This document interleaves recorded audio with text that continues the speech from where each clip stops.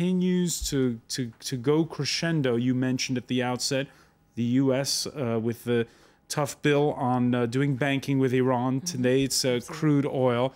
The regime in Tehran defiant. Last week, the Iranian ambassador to Russia unveiled measures to wean bilateral commerce off trade in U.S. dollars. Here's what he had to say.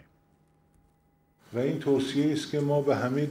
recommend the whole world do the same, because the US dollar has no support whatsoever. It's just paper. Now that kind of remark, it's not taken extremely seriously by most people who trade crude oil. But what is more serious, though, is what's going on in the Strait of Hormuz. It's the passage point for what? 1 out of every 6 oil barrels in the world, 1 out of every 3 oil tankers in the world.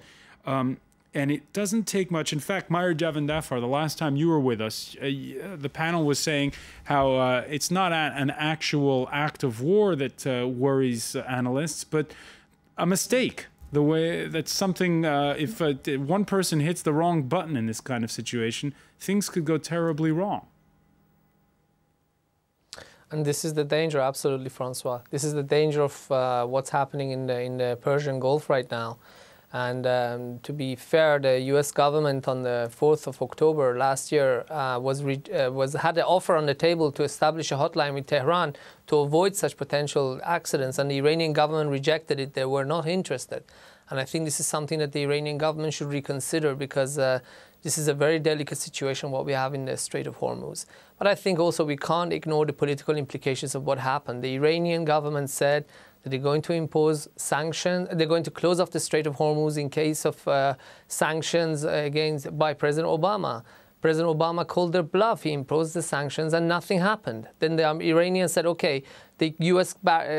carrier group who's just left here, if they come back, we're going to take a stance against them. Again, they came back, and as you said, they went past the Strait of Hormuz yesterday, and nothing happened. And I think this is also showing the Iranian government that the situation for them, they're losing leverage, and that these threats are actually causing more damage to themselves. So as long as we don't have, hopefully, any accidents in the Strait of Hormuz for now, the party that is losing the most is the government of Iran. Laurie Johnson, we've talked about the tone in Tehran. Let's talk about the United States. We mentioned at the outset, there's an election campaign going on there. In the magazine Foreign Affairs, one former Obama administration Defense Department strategist, Matthew Kronig, makes the argument for airstrikes. His position denounced as Dr. Strange-Lovian by Bill Keller in a New York Times column entitled Bomb, Bomb, Bomb, Bomb, Bomb Iran. In that column, Bill Keller writes, over at the Pentagon, you sometimes hear it put this way, bombing Iran is the best way to guarantee exactly what we're trying to prevent. But do you get the feeling that this one's getting away from Barack Obama? Oh, I get the feeling now, as before, that bombing Iran is the least favorable option of any political party wants to take in the U.S. But I think we're trying. But the political one-upmanship seems to go crescendo in America too. The political one-upmanship is going, tougher and tougher and tougher. But the practical side of striking Iran is so messy. There were even comments recently, I think in the last week, by the former chairman of the Joint Chiefs, who said, we looked at this in the last weeks and the last months of the Bush administration. We played this out of how it will work, and we'd have to be on the ground. This is messy. This is going in. This is not just a strike or two, and then we've taken care of the problem.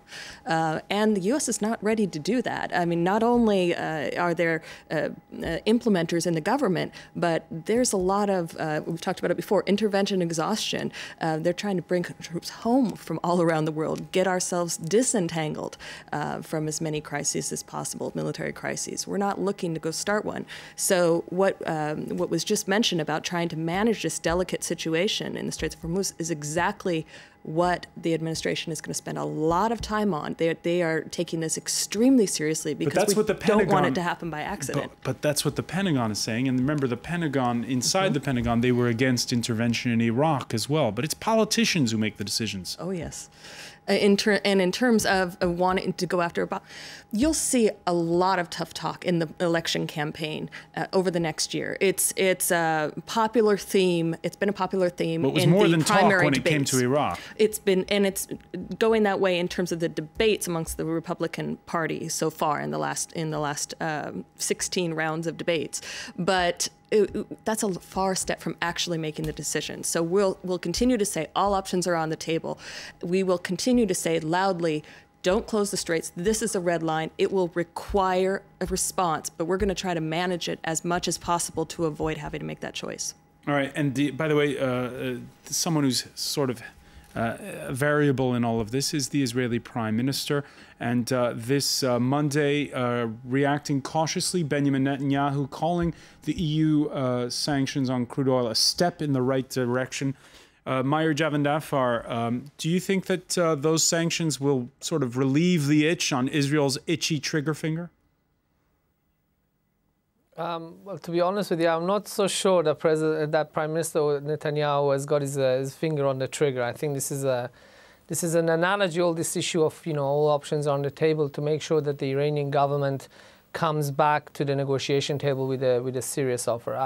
I don't think Israel is so willing and so happy and so motivated to go to war against Iran straight away. I think there are also considerations here. Yes, we don't want to live with a nuclear Iran if we don't have to. I can tell you that as a certainty here.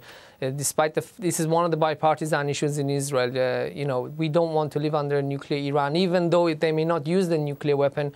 We don't want to have to deal with it, and we hope through sanctions and diplomacy this can be stopped.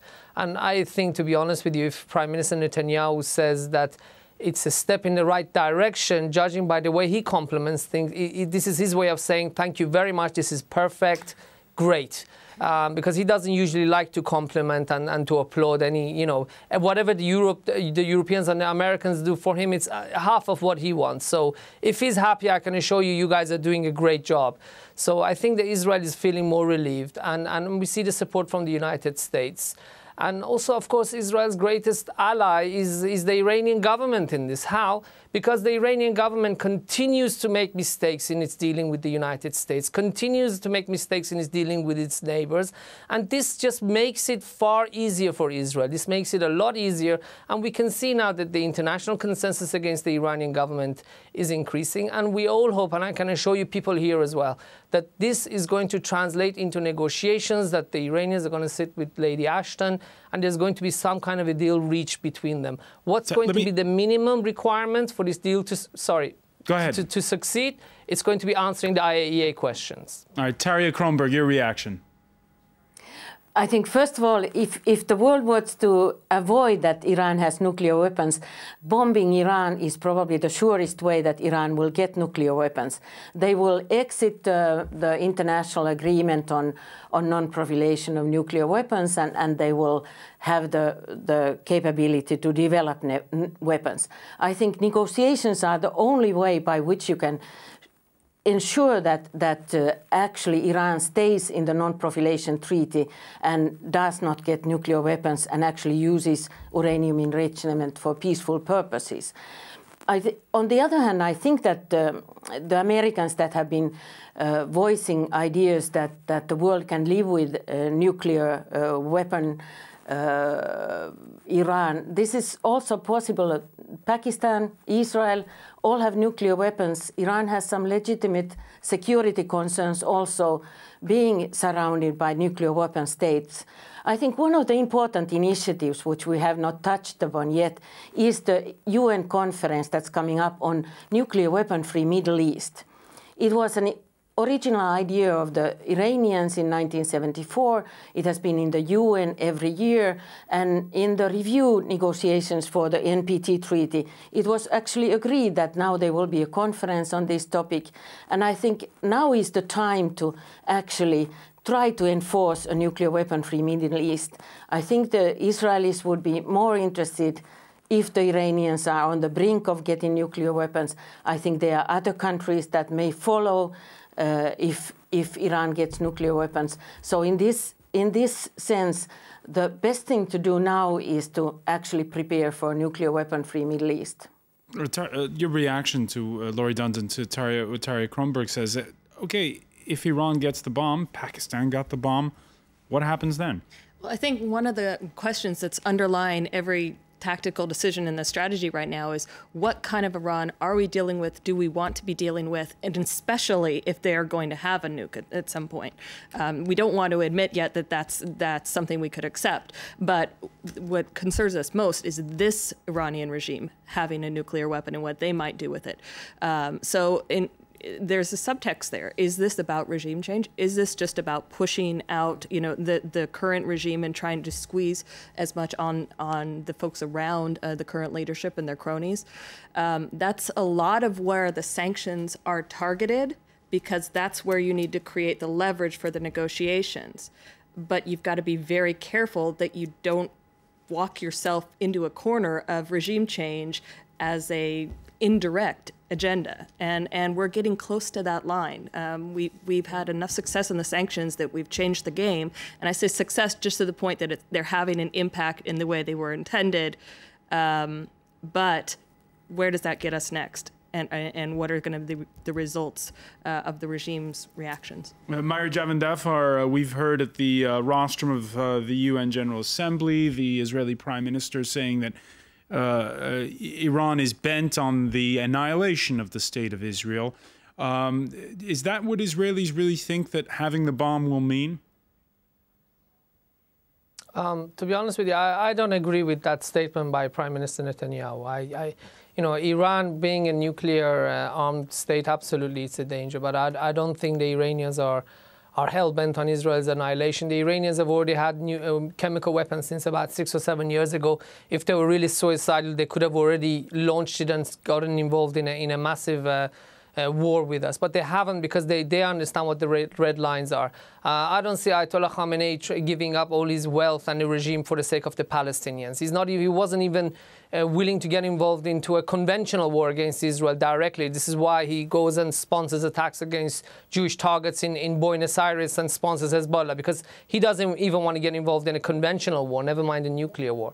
However, the concern in Israel here, François, is that when somebody says that you should be annihilated, and imagine a neighbor four houses down the road from you for the last 32 years tells you that you should be dead.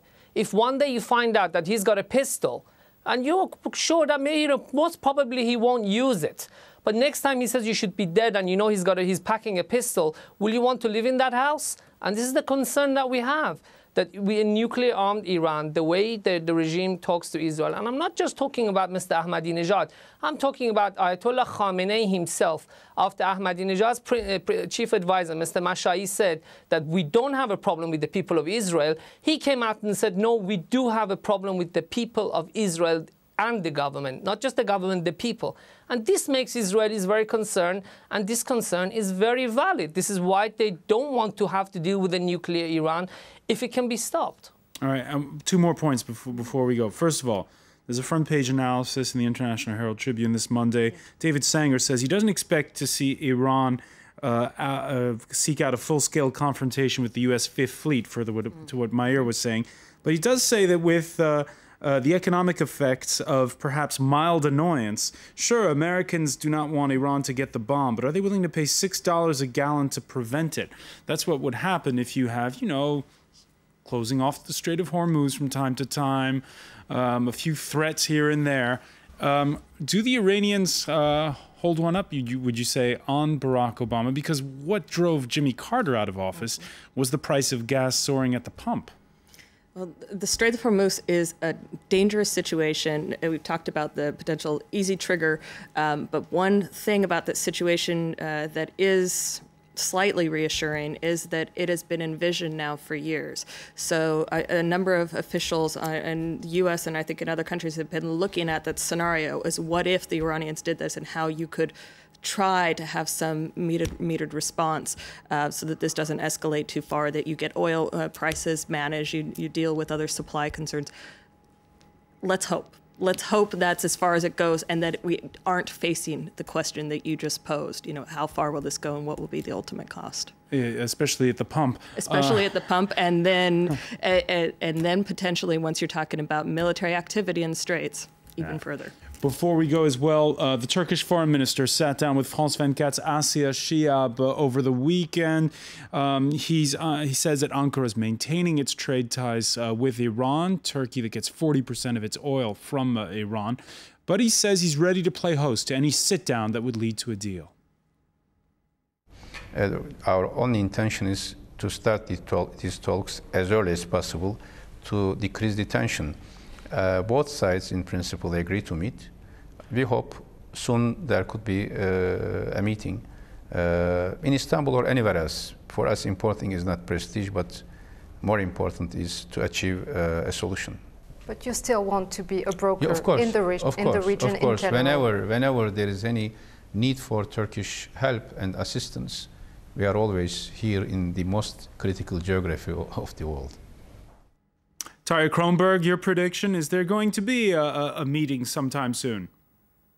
I hope there will be a meeting, and I expect there to be a meeting. I think the Turkish offer is a very important one, and I think Lady Ashton should take it so that the Turks would facilitate the negotiations and they will take place in Turkey. I think Turkey is not interested in a nuclear Iran, and they have an interest in maintaining good relations with Iran. So I think that would be sort of a neutral partner to actually be active in helping the negotiation underway. There are experts who have said that the 5+1 has played its role, and there's so much anonymity and so little confidence on both sides that negotiations will be difficult. But you're saying something can be done. So any help would be fine.